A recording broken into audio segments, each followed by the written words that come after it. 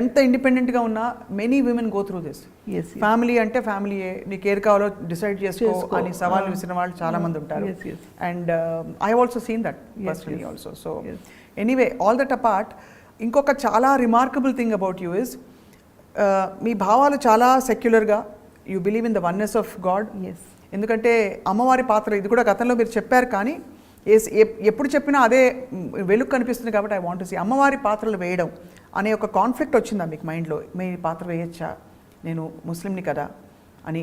అలాగే మిమ్మల్ని కాస్ట్ చేసేటప్పుడు కూడా ఎవరు వెనకాడలేదు, దే సెడ్ మీరే అమ్మవారిని. So first thing, cost was never in my mind. అంటే ఐఎమ్ అ ముస్లిం అన్న థాట్ ఎప్పుడు రాలేదు, అట్లా రాలేదు. Because my father was a Christian and my mother was a Muslim. And మా ఫ్యామిలీలోనే మా మదర్ సైడ్ ఇద్దరు, ఒకరు హిందూని చేసుకున్నారు ఆల్రెడీ, ఇంకొక aunty. So they were like mixed culture. But my father-in-law side and all were strict, like very strict from Syed's families, and they were very conservative Muslim, pakka Muslim family, but they have supported me as much as they can.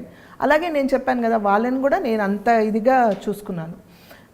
కానీ cost ఎప్పుడు నాకు అడ్డు రాలేదు.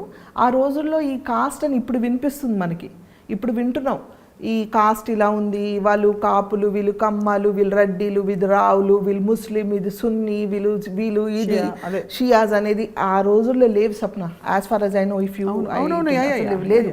Now media is like ఎంత ఇదైపోయిందంటే, they అంటే to attract negativity మాట్లాడితేనే చూస్తున్నారు, నెగిటివ్ చెప్పాలని, కానీ ఎవరు పాజిటివ్గా మాట్లాడడానికి ప్రయత్నించట్లేదు. సో బికాస్ ఆఫ్ మీడియా ఇదంతా స్ప్రెడ్ అయింది. Because now internet is become more popular, అంత స్ప్రెడ్ అయింది. కాబట్టి ఇప్పుడిప్పుడు జనాలకి తెలుస్తుంది that she is from a conservative Muslim family అని. అప్పటి వరకు ఎవరికి తెలియదు. చక్కటి మన తెలుగింటి అమ్మాయి అనుకున్నారు తప్ప ఒక ముస్లిం ఫ్యామిలీ నుంచి వచ్చిన ఒక అమ్మాయిని ఎవరు అనుకోలేదు ఇప్పటి వరకు, బికాస్ ఆఫ్ ఇంటర్నెట్. కాస్ట్ చేసేటప్పుడు వాళ్ళు కూడా ఇది ఆలోచించలేదు, నాకు ఆ మైండ్లో రాలేదు. అమ్మవారి క్యారెక్టర్ అంట అండి మనం టెస్ట్ చేయాలి ఫస్ట్ అని అంటే, అమ్మవారి క్యారెక్టర్ అంటే టెస్ట్ చేయాలా అంటే, అప్పుడు నాకు ఈవెన్ అడుగు పెట్టిన దగ్గర నుంచి ఐ వాజ్ సో బిజీ, ఒక స్క్రీన్ టెస్ట్ కూడా నాకు టైం లేదు స్క్రీన్ టెస్ట్కి ఇవ్వడానికి. So they blocked my date. ఒక 15 days ముందు ఒక డేట్ని బ్లాక్ చేసి, అప్పుడు మనకు ల్యాండ్లైన్ డేట్ బ్లాక్ చేసి పెట్టారనమాట. ఈ డేట్ బ్లాక్ చేయండి, డేట్ లేదండి ఇలా బిజీగా ఉన్నాను, రావాలా అంటే, వాళ్ళు ఈ డేట్ బ్లాక్ చేయండి, మేమే ఈ డేట్ బ్లాక్ చేసిన రోజు ఆ రోజు షూటింగ్ చేద్దాం అన్నారు.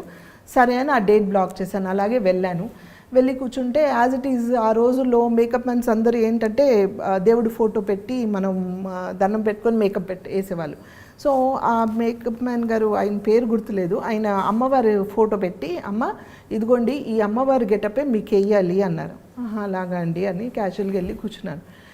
నాకు ఆ అమ్మవారి ఫోటో చూసినప్పుడు అంటే నాకు ఏం తెలియదు దేవుడి గురించి, అమ్మవారు ఎవరో తెలియదు, ఏం తెలియదు, anything I don't know about any Hindu gods or anything, బ్లాంక్గా. కానీ ఆ అమ్మవారి ఫోటో చూసి, తల్లి ఈ గెటప్ నాకు రావాలంట, ఇలాగే కావాలంట, అసలు నువ్వు ఉన్నావా లేదా నాకు తెలియదు, నువ్వు ఉంటే గనక, నువ్వు నిజంగా ఉన్నావంటే నీ రూపాన్ని నాకు ఇవ్వు, నీ రూపం ద్వారా నేను 10 మందికి కనిపించాలి, సో నీ రూపం నాకు ఇవ్వు అని దండం పెట్టుకొని కూర్చున్నా.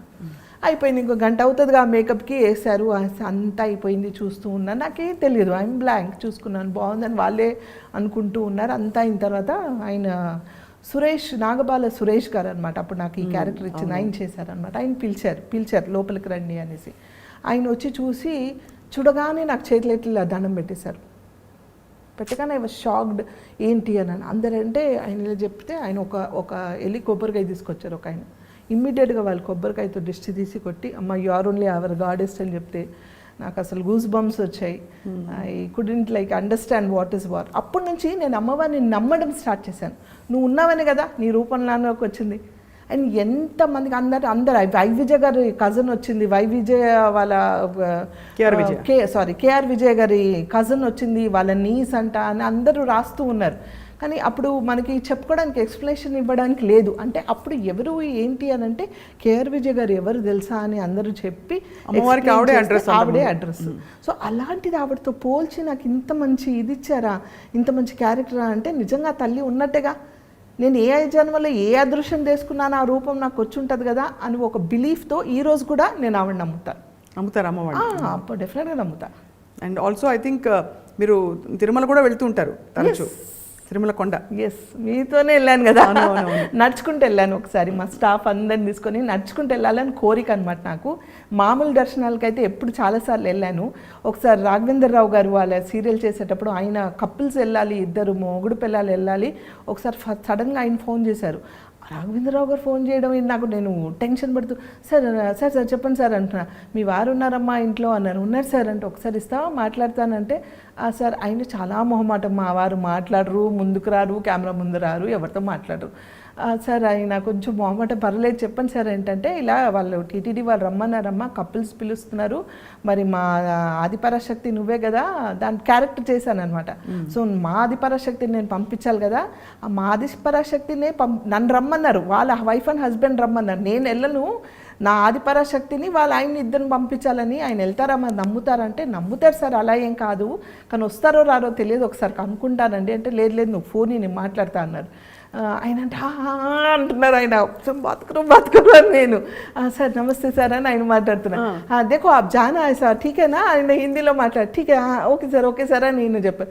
अरे क्या जी ऐसा लेगा के दे देते फोन आप मेरे को, अरे अरे फिर पूछ रहे मैं क्या बोलती हूँ उनको, बोल के नहीं है बोल देना था घर में, कैसा बोलते घर में आप घर में చేయనా అన్నాను నేను.